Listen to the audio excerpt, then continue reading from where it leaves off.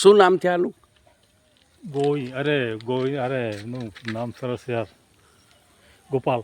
ગોપાલ. હા. અને આ ગામનું નામ? ભંડારા. ભંડારા. અને આદિવાસી ગામ છે? આદિવાસી. હા, ભંડારા.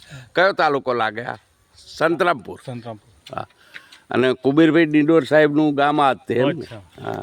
અત્યારે આવે છે સાહેબ? આવે હા હા. ક્યારેક ક્યારેક અચ્છા અચ્છા.